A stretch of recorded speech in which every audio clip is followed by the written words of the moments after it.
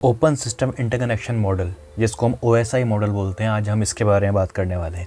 समझेंगे OSI model के बारे में, ओएसआई मॉडल क्या है, कितनी लेयर्स में डिवाइड है, हर एक लेयर के बारे में डिटेल में समझेंगे। और मैं रियल वर्ल्ड में आपको एग्जांपल देके बताऊंगा इन रियल टाइम, जब कोई भी आप मैसेज किसी को सेंड करते हैं तो किस तरीके से ओएसआई मॉडल वहाँ पर काम करता है। यानी कि in real world OSI model का रोल क्या है। ओएसआई मॉडल के ऊपर मैंने काफ़ी टाइम के पहले, यानी कि अप्रॉक्सीमेटली 3 to 4 ईयर्स बैक, मैंने उसमें एक बहुत सारी वीडियोज़ अपलोड करके रखी हुई थी अपने चैनल पर।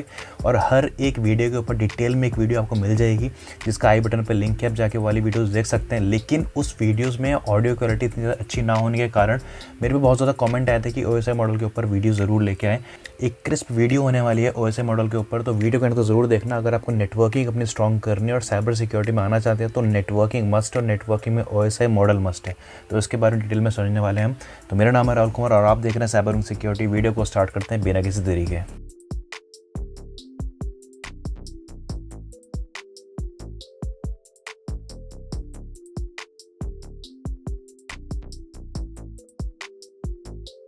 Let's talk about OSI model, जिसका फुल फॉर्म है open system interconnection model. In real world में इसका कोई यूज़ नहीं होता। आपको सुन के शायद थोड़ा सा आपको शॉक लगेगा, क्योंकि जो लोग नए हैं साइबर सिक्योरिटी नेटवर्किंग में, उनको ये पता होना चाहिए कि रियल वर्ल्ड में जिस मॉडल का इस्तेमाल होता है वो होता है TCP/IP मॉडल, जिसको हम ट्रांसमिशन कंट्रोल प्रोटोकॉल और इंटरनेट प्रोटोकॉल मॉडल कहते हैं। OSI मॉडल क्यों है फिर, अगर इसका रियल वर्ल्ड में इस्तेमाल नहीं होता तो? OSI मॉडल का इस्तेमाल करा जाता है ये डेमोन्स्ट्रेट करने के लिए, किसी भी एक नेटवर्क में, किसी भी एक सिस्टम में जब दो एंड पॉइंट से पैकेट को ट्रांसफ़र करना होता है। फॉर एग्जांपल, मैं अपने सिस्टम से एक हेलो पैकेट या फेसबुक से मदद से मैं एक मैसेज आपको सेंड कर रहा हूँ, वो कैसे जो मेरा फेसबुक का मैसेज है वो आपके सिस्टम तक पहुँच रहा है, इसको डेमोन्स्ट्रेट करने के लिए हम OSI मॉडल के एक रेफरेंस मॉडल की तरह हम इसका इस्तेमाल करते हैं। ये एक ऐसा टॉपिक है जो आपको पढ़ना ही पड़ेगा अगर आपको नेटवर्किंग समझनी है तो OSI मॉडल का फुल, जैसे मैं बताया, क्या होता है ओपन सिस्टम इंटरकनेक्शन मॉडल। इसको ISO यानी कि इंटरनेशनल ऑर्गेनाइजेशन फॉर स्टैंडर्डाइजेशन ने इसको डेवलप किया था। एंड ये इसलिए डेवलप करा गया था ताकि हमें पता लगाया जा सके कि जो मल्टीपल हमारे पैकेट्स ट्रांसफ़र होते हैं नेटवर्क में, कौन कौन से लेयर्स होकर गुजरते हैं। इसको डेवलप करने के पीछे एक रीज़न ये था, 1970 से पहले क्या होता था, जो भी अलग अलग कंपनी के डिवाइस होते थे, हार्डवेयर डिवाइस, वो एक दूसरे से इतने ज़्यादा कंपैटिबल नहीं होते थे। तो उनकी कंपैटिबिलिटी को बढ़ाने के लिए OSI मॉडल को डेवलप करा गया, ताकि हर एक डिवाइस मैन्युफैक्चरर जो भी एक नेटवर्क डिवाइस बना रहा है, फिर जो भी एक कंप्यूटर डिवाइस बना रहा है, तो उसको पता होना चाहिए कि कौन से स्टैंडर्ड के तहत मैं कौन सा डिवाइस तैयार करूंगा। तो इसलिए OSI मॉडल को डेवलप करा गया था। जब OSI मॉडल को डेवलप कर दिया गया, तब जो भी कंप्यूटर मैन्युफैक्चरर ने अपने डिवाइसेस बनाए, जो भी इक्विपमेंट्स आप बनाए, तो वो एक दूसरे से कंपैटिबल होने लगे। तो इसीलिए OSI मॉडल को डेवलप करा गया था। OSI मॉडल के अंदर 7 लेयर्स होती हैं, जिसमें स्टार्टिंग से अगर मैं बात करूँ तो लेयर 1 तो होती है physical, data link, network, transport, session, presentation और एप्लीकेशन। तो उसको आप टॉप टू बॉटम या बॉटम टू टॉप आप लर्न कर सकते हो। ये 7 लेयर्स ऐसी होती हैं, कोई सा भी एग्जाम दोगे, अगर आप बिगनर एग्जाम कोई सा भी सर्टिफिकेशन आप क्रैक करने जा रहे हो, तो ये एक ऐसा टॉपिक है जो आपको 110% इसका क्वेश्चन आपको आएगा ही आएगा। सबसे पहले हम बात करेंगे एप्लीकेशन लेयर के बारे में, फिर presentation, then following session to physical. जिस तरीके से कॉर्पोरेट ऑफिस होता है, वहाँ पे बहुत सारे डिपार्टमेंट होते हैं। लीगल डिपार्टमेंट अलग होता है, HR department, account department, IT department. इस तरीके से OSI मॉडल के अंदर 7 लेयर्स होती हैं और हर लेयर का अपना अलग काम होता है। वो काम कौन से, हम इसके बारे में डिटेल में समझते हैं। तो यहाँ पे पहला जो हमारे पास क्वेश्चंस मिले हैं उसके आंसर यहाँ पे देंगे। तो पहला हमारे पास क्वेश्चन है कि OSI मॉडल का फुल फॉर्म क्या है। तो OSI मॉडल का फुल फॉर्म है open system inter connection. How many layers in digits does the OSI model have. अब जैसे कि आपको पता है OSI मॉडल में 7 लेयर्स होती हैं, तो यहाँ पे हम 7 लिखेंगे। अब उसको क्या बोलते हैं, जब हम छोटे छोटे इन्फॉर्मेशन को जब डेटा में ऐड कर देते हैं तो उसको हम बोलते हैं इनकैप्सुलेशन। चलिए हम सबसे पहले एप्लीकेशन लेयर के बारे में बात करते हैं, और जितनी भी लेयर्स के बारे में आज आपको बताने वाला हूँ मैं, बहुत ही सिंपल लैंग्वेज में आपको समझाने वाला हूँ किस तरीके से सारी लेयर्स काम करती हैं। सो डोंट वरी, अगर आपको OSI मॉडल में कुछ भी प्रॉब्लम है तो आज आपकी प्रॉब्लम वो सॉल्व हो जाएगी। चलिए बात करते हैं एप्लीकेशन लेयर के बारे में। तो जो एप्लीकेशन लेयर होता है, ये सिर्फ आप ये समझिए, जब किसी भी एक प्लेटफॉर्म से आपको कोई भी डेटा सेंड करना पड़ता है। मान लीजिए आपको जीमेल से कोई ईमेल सेंड करना है, फेसबुक से किसी को कोई मैसेज सेंड करना है, व्हाट्सएप से कोई मैसेज सेंड करना है। सबसे पहले आप क्या करते हो, आप उसकी एप्लीकेशन को ओपन करते हो। अगर आपको ईमेल सेंड करना है, सबसे पहले आप क्या करोगे, जीमेल को ओपन करोगे तो वहाँ पे आपको एक इंटरैक्टिव एप्लीकेशन मिलेगी, एक यूज़र इंटरफेस मिलता है। तो जो यूज़र इंटरफेस प्रोवाइड करने का काम होता है वो एप्लीकेशन लेयर का होता है। एप्लीकेशन लेयर क्या करता है, आपको यूज़र इंटरफेस प्रोवाइड करता है ताकि आपका जो भी डेटा हो सेंड करने में आपको ईजी रहे। तो उसका पहला क्वेश्चन है कि what is the name of this layer. तो इस लेयर के बारे में हम बात कर रहे हैं, उसका नाम है एप्लीकेशन। सेकंड क्वेश्चन है what is the technical term that is given to the name of the software that user interact with. अब जैसे कि मैंने आपको बताया, जब कोई भी एप्लीकेशन ओपन करते हो तो वहाँ पे आपको एक यूज़र इंटरफेस मिलता है। अब वो कौन सा यूज़र इंटरफेस होता है, वो होता है ग्राफिकल यूज़र इंटरफेस। दो तरह के इंटरफेस होते हैं, होता है कमांड लाइन और एक होता है ग्राफिकल। तो जिस भी आप वेब एप्लीकेशन का इस्तेमाल करते हो, जिस भी आप वेब क्लाइंट का इस्तेमाल करते हो, ईमेल क्लाइंट का इस्तेमाल करते हो मेल भेजने के लिए, तो वो सारे क्या होते हैं, ग्राफिकल यूज़र इंटरफेस पे बेस्ड होते हैं। नेक्स्ट लेयर के बारे में बात करते हैं, वो है हमारे पास प्रेजेंटेशन लेयर। अब प्रेजेंटेशन लेयर, जो कि नाम से पता चल रहा है कि जब हम कोई चीज़ को प्रेजेंट करते हैं उसको हम प्रेजेंटेशन बोलते हैं। अब आपने जीमेल तो आपने ओपन कर लिया, आपने एक ईमेल लिख भी दिया, लेकिन अब जब वो ईमेल है, जो आप किसी फ्रेंड को आप वो ईमेल भेज रहे हो, तो आपके फ्रेंड के पास जो ईमेल क्लाइंट होगा, अब हो सकता है कि आप आउटलुक का इस्तेमाल कर रहे हो या फिर आप याहू मेल का इस्तेमाल कर रहे हो और आपका फ्रेंड जो है वो जीमेल का इस्तेमाल कर रहा हो या फिर किसी और ईमेल क्लाइंट का वो इस्तेमाल कर रहा हो।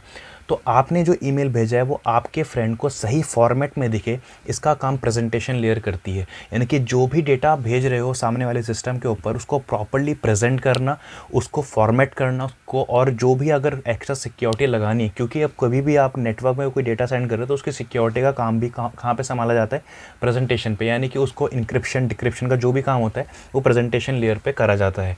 तो प्रेजेंटेशन लेयर का काम होता है डेटा को सही फॉर्मेट में प्रेजेंट करने का काम प्रेजेंटेशन लेयर का होता है। Station what is the main purpose that this layer act as. अब इसका मेन पर्पस क्या होता है, अब यहाँ पे अगर आप देखोगे तो इसका मेन पर्पस यहाँ पे लिखा हुआ है। तो जो मेन पर्पस प्रेजेंटेशन लेयर का होता है वो डेटा को ट्रांसलेट करने का। The layer act as a translator for data to and from the application layer. अब इसका मेन पर्पस क्या है, एज अ ट्रांसलेटर, यानी कि जो भी डेटा आप सेंड कर रहे हो अपने सामने वाले सिस्टम पे, उसको सही तरीके से फॉर्मेट करना, ट्रांसलेट करना, ताकि सामने वाले सिस्टम आपके डेटा को समझ पाए कि आप क्या डेटा भेज रहे हो। नेक्स्ट लेयर के बारे में बात करते हैं, वो है सेशन लेयर। सेशन आपको पता है कि कभी भी जब दो डिवाइस के बीच में कम्युनिकेशन सेटअप होता है उसको हम सेशन बोलते हैं। इसी तरीके से मान लीजिए आपने जीमेल ओपन करा, एक आपने ईमेल राइट करा, ईमेल ऐड करने के बाद प्रेजेंटेशन लेयर ने उसको सही फॉर्मेट में कन्वर्ट कर दिया, फॉर्मेट कर दिया। फॉर्मेट करने के बाद अब आपका सिस्टम जीमेल के सर्वर से एक कनेक्शन स्टैब्लिश करता है, उसको हम सेशन बोलते हैं। सेशन को बनाना, सेशन को मेंटेन करना, सेशन को टेयर डाउन करने का काम कौन करता है, सेशन लेयर करती है।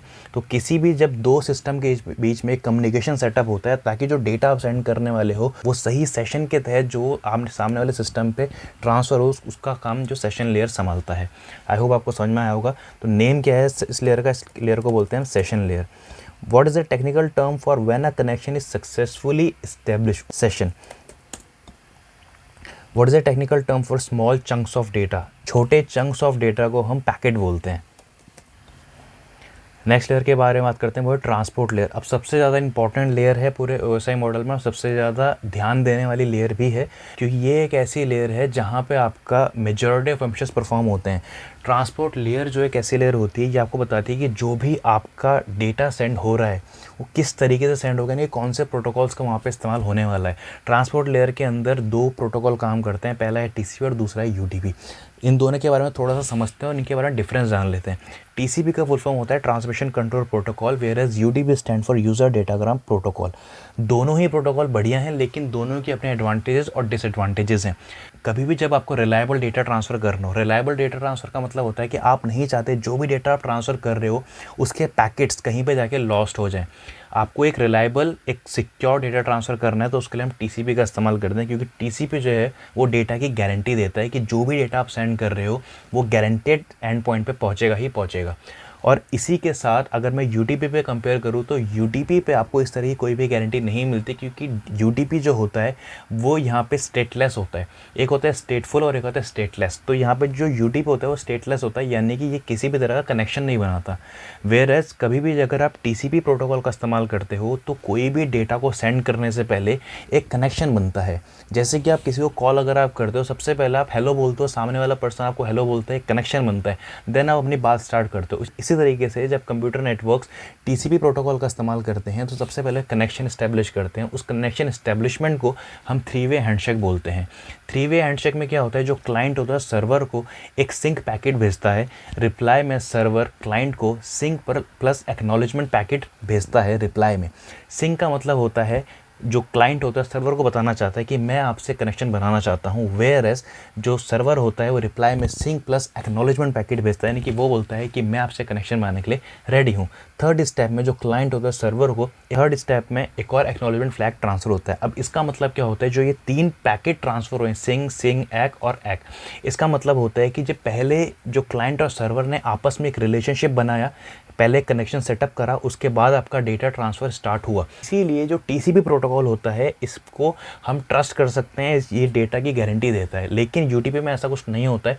अब क्योंकि यूडीपी में ऐसा कुछ नहीं होता है इसलिए यूडीपी क्या है, फास्ट प्रोटोकॉल है, वेयर जो टीसीपी है वो स्लो है। वो स्लो क्यों है, इसका आंसर आपको पता चल गया होगा, क्योंकि जो टीसीपी है वो बेसिकली आपका क्या कर रहा है, वो कनेक्शन बना रहा है, सब कुछ सेटअप कर रहा है, उसके बाद डेटा को ट्रांसफ़र कर रहा है। यूडीपी में ऐसा नहीं होता, इसलिए वो यूडीपी क्या है, एक फास्ट प्रोटोकॉल है। कभी भी अगर आपको वीडियो स्ट्रीमिंग आप करते होंगे तो वहाँ पे आप देखते होंगे कभी कभी जो है उसके जो पिक्सल्स होते हैं वो ड्रॉप हो जाते हैं वीडियो कॉल करने के दौरान। कभी आप गेम खेलते हो तो वहाँ पे कई बार पिक्सल्स ड्रॉप हो जाते हैं, ऑनलाइन गेमिंग जो हम करते हैं। अब ऐसा क्यों होता है, आपके पैकेट्स का जो फ्रेम जिसको हम बोलते हैं, फ्रेम्स या पैकेट जो कुछ भी हैं, वो जब लॉस्ट होते हैं तो ऐसा क्यों होता है, क्योंकि ये जो स्ट्रीमिंग वाले प्लेटफॉर्म्स होते हैं ज़्यादातर यूडीपी प्रोटोकॉल का इस्तेमाल करते हैं, क्योंकि वहाँ पर आपकी जो डेटा डिलीवरी है वो फास्ट होनी चाहिए। वेयर एज कोई भी पैकेट को आपको सिक्योरली ट्रांसफ़र करना हो, कोई भी फाइल आपको ट्रांसफ़र करनी हो, तो वहाँ पे हम टीसीपी प्रोटोकॉल का इस्तेमाल करते हैं, ताकि जो हमारा डेटा हो वो सिक्योरली ट्रांसफ़र हो सके हमारे एंड पॉइंट पे। ये डिफरेंस है टीसीपी और यूडीपी में, और ट्रांसपोर्ट लेयर में ही ये दोनों प्रोटोकॉल इस्तेमाल करे जाते हैं। अब यहाँ पे एग्जांपल है टीसीपी का, अगर कोई भी एक वेब सर्वर है और एक कंप्यूटर है, यहाँ से कोई भी एक पैकेट डेटा को इस वाले कंप्यूटर में भेजना है, तो यहाँ पे जो पैकेट्स होते हैं उनको छोटे छोटे चंक्स में डिवाइड कर दिया जाता है, जैसे कि पैकेट 1, पैकेट 2, पैकेट 3 और यहाँ पे फाइनल पैकेट। जब कोई भी वेब सर्वर से कंप्यूटर की तरफ कोई भी एक डेटा पैकेट जाता है तो हर पैकेट के ऊपर एक सीक्वेंस नंबर लगा दिया जाता है, ताकि जब एंड पॉइंट पर डेटा पैकेट पहुँचे तो उस सीक्वेंस नंबर को देखते हुए एक फाइनल प्रोडक्ट रेडी हो जाए। अगर ये सीक्वेंस नंबर नहीं होगा तो आपको ये पता नहीं चलेगा कि कौन से पैकेट को कौन से नंबर पर लगाना है, तो यानी कि आप ठीक तरीके से उसको अरेंज नहीं कर पाओगे। अब जितने ये प्रोसेस होते हैं सब बैक एंड पे होते हैं, आपको करने की ज़रूरत नहीं होती। जितनी आपके नेटवर्क डिवाइसेस होते हैं, आपके प्रोटोकॉल्स होते हैं, ये सारा काम उनका होता है, आपका नहीं होता। आपको समझना है एक बैक एंड पे काम चल कैसे रहा है। वेरएज अगर मैं आपको यूडीपी पे बताऊँ तो यूडीपी देखो सीक्वेंस नंबर तो है, लेकिन जो बीच में जो पैकेट था, पैकेट नंबर 2, वो ड्रॉप हो गया। अब जो फाइनल पैकेट बना वो कुछ इस तरह का सा रेडी हुआ, लेकिन जो इस कैट का जो मिडल हिस्सा था वो आप देख सकते हो वो लॉस्ट हो चुका है, क्योंकि यहाँ पे जो मिडिल पैकेट था वो हमारा लॉस्ट हो गया था, और इसीलिए आपको इस तरह का पैकेट जो है रिसीव हुआ। ये डिफरेंस है यूडीपी और टीसीपी में, और ट्रांसपोर्ट लेयर का काम यही होता है कि एक रिलायबल डेटा ट्रांसमिशन प्रोवाइड करना। तो आई होप आपको ट्रांसपोर्ट लेयर समझ में आया होगा। चलिए इसके क्वेश्चन सॉल्व कर लेते हैं। कौन सा इस लेयर का नाम क्या है, वो है हमारा transport. TCP stand for transmission control protocol, UDP stand for user. What protocol guarantee the accuracy of data, कौन सा प्रोटोकॉल है, वो प्रोटोकॉल है TCP. What protocol doesn't care if data is received और not by the other device, तो मैंने आपको बताया वो होता है हमारे पास UDP. What protocol would an application such as email client use, तो ऑब्वियसली ईमेल क्लाइंट है तो वहाँ पे आपको सिक्योर डेटा ट्रांसफर चाहिए, तो वहाँ पे हम टीसीपी का इस्तेमाल करेंगे। कौन सा प्रोटोकॉल है जो कि इस्तेमाल करोगे आप कोई भी फाइल को डाउनलोड करने के लिए, तो ऑब्वियसली वो रहेगा टीसीपी। वीडियो को स्ट्रीम के लिए हम इस्तेमाल करते हैं यूडीपी। तो हमारे सारे क्वेश्चन के आंसर हमने सही तरीके से दे दिए हैं। नेक्स्ट लेयर हमारे पास आते हैं नेटवर्क लेयर।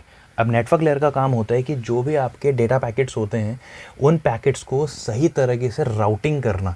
अब राउटिंग करने का मतलब होता है कि आपने अपने सिस्टम से एक अपने अमेरिका में बैठे हुए फ्रेंड को मैसेज भेजा है, लेकिन अब आप रहो इंडिया में, इंडिया से पैकेट जो है अमेरिका ट्रांसफ़र हो रहा है।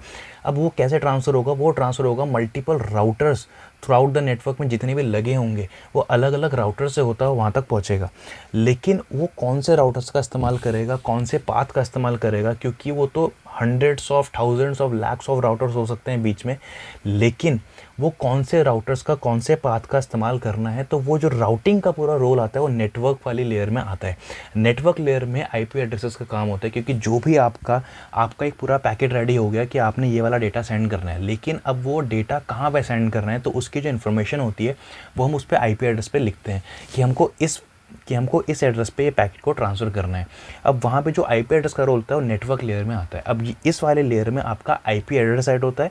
आईपी एड्रेस के साथ यहाँ पे आपकी राउटिंग की इन्फॉर्मेशन जाती है कि आप यहाँ पे जो राउटर है वो कौन से राउटर का इस्तेमाल करने वाले हो, कौन से राउटिंग प्रोटोकॉल का आप इस्तेमाल करने वाले हो। अलग अलग तरह के राउटिंग इन्फॉर्मेशन, अलग अलग तरह के हमारे पास राउटिंग प्रोटोकॉल होते हैं। कुछ के नाम हैं जैसे कि EGRP, IGRP, RIP, OSPF। तो जैसे कि यहाँ पे 2 प्रोटोकॉल के नाम लिखे हुए हैं, OSPF open shortest path first और RIP राउटिंग इन्फॉर्मेशन प्रोटोकॉल। ये 2 प्रोटोकॉल हैं। फिलहाल अगर मैं बात करें तो OSPF का ज़्यादातर यूज़ होता है, क्योंकि ये शॉर्टेस्ट पाथ को चूज़ करता है ताकि आपको जो डेटा डिलीवरी हो वो फास्ट हो सके। अब यहाँ पे जो कंप्यूटर ए को कंप्यूटर बी पे कोई भी डेटा पैकेट ट्रांसफ़र करना हो तो यहाँ पे अलग अलग तरह के हमारे पास क्या होता है, राउट होते हैं। तो अब इनको राउटिंग परफॉर्म कराना, ये सब का जो काम होता है वो हमारे पास नेटवर्क लेयर में कराया जाता है। तो हमारा ये कौन सा लेयर है? ये नेटवर्क हमारा लेयर है। नेक्स्ट क्वेश्चन है, will packets take the most optimal route across a network? Obviously इसका आंसर होगा yes. What does acronym OSPF stand for? इसका आंसर है ओपन शॉर्टेस्ट।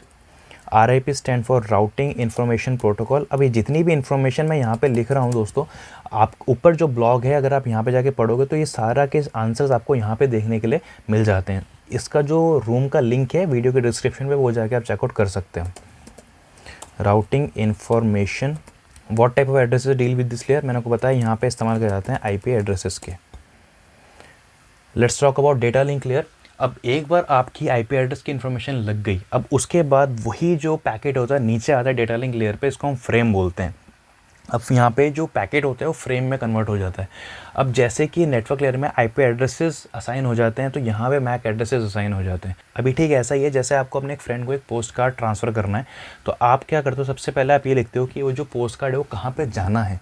सबसे पहले आप उसका एड्रेस लिखते हो कि आपने जो पोस्ट कार्ड है यहाँ पे जाना है। अब वो पोस्ट कार्ड आने के बाद आपके कौन से फ्रेंड को वो जाएगा, आप उसका नाम लिख देते हो। इसी तरीके से आपने ये तो बता दिया कि आपके नेटवर्क का IP एड्रेस क्या है, लेकिन आपके IP एड्रेस के बाद आपके कौन से सिस्टम पे वो वाला पैकेट जाने वाला है, तो उसके लिए MAC एड्रेस का इस्तेमाल करते हैं, क्योंकि MAC एड्रेस जो होता है हर एक नेटवर्क में यूनिक होता है।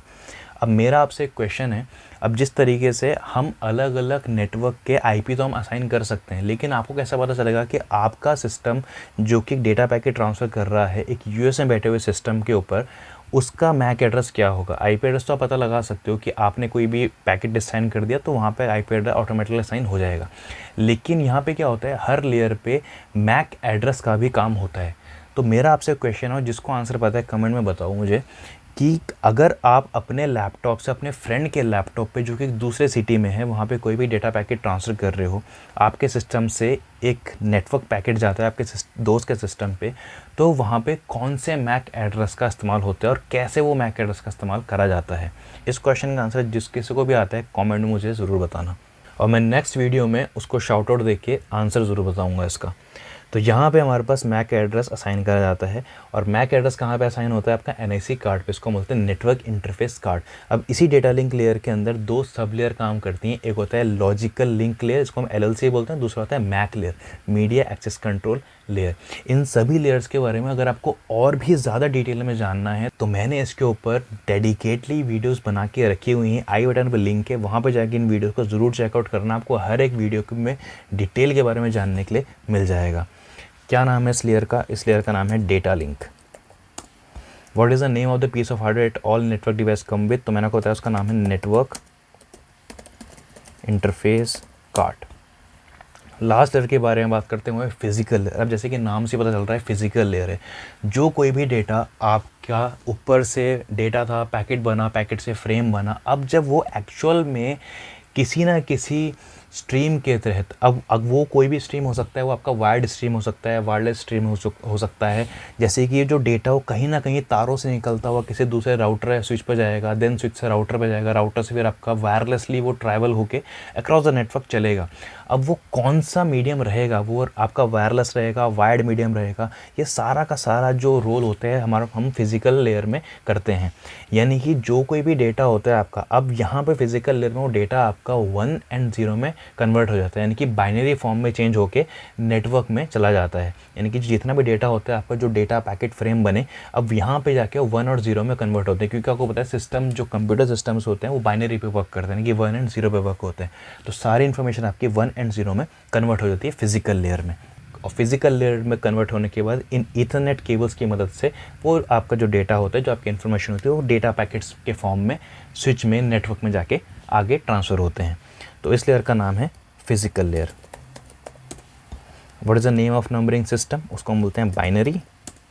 What is the name of cable that are used to connect device? And that is ethernet. उसको हम ईथरनेट केबल कहा जाता है।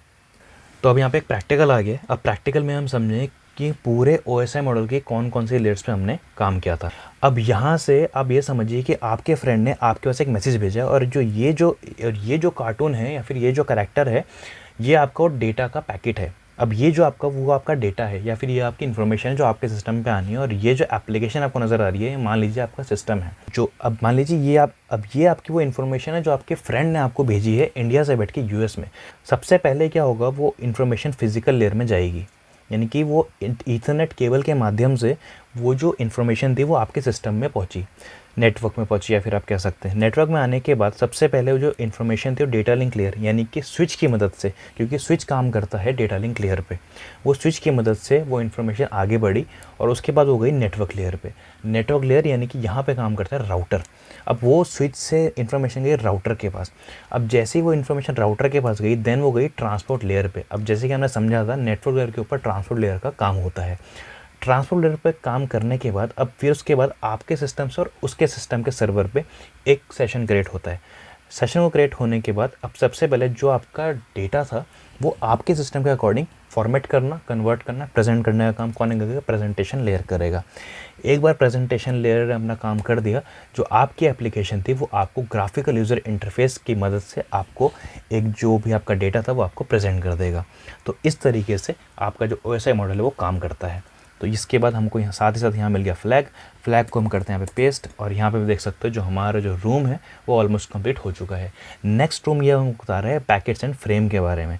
तो अगर आपको पैकेट्स एंड फ्रेम के बारे में और ज़्यादा डिटेल में जानना है तो मुझे कमेंट करके ज़रूर बताना। मैं आपको पैकेट एंड फ्रेम के ऊपर डिटेल में वीडियो ला के ज़रूर बताऊँगा। इन पैकेट एंड फ्रेम वाले जो रूम है इसमें डिटेल में हमने बात कर रखी है कि TCP/IP कैसे काम करता है, हैंडशेक क्या होता है, UDP/IP क्या होता है, और पोर्ट्स के बारे में बेसिक इन्फॉर्मेशन है। अगर आपको इसके बारे में इन्फॉर्मेशन चाहिए तो आप मुझे बता सकते हो, मैं आपको इसके बारे में भी वीडियो ला के ज़रूर बता दूंगा। आई होप आपको OSI मॉडल का ये वाला क्रिस्प वीडियो समझ में आया होगा। आई होप आपको वीडियो पसंद आया होगा। वीडियो पसंद आया तो प्लीज़ कॉमेंट ज़रूर करें, क्योंकि आप लोगों के कॉमेंट्स बिल्कुल नहीं आते हैं वीडियोज़ पर, तो मुझे लगता है शायद मेरी वीडियो आपको अच्छी नहीं लग रही है। आई होप आपको पसंद आती होंगी मेरी वीडियोस। इसी तरीके से नई वीडियोस देखने के लिए चैनल को सब्सक्राइब कर लें, नोटिफिकेशन बेल को ऑन कर लें। मिलते हैं नेक्स्ट वीडियो में। Till then good bye.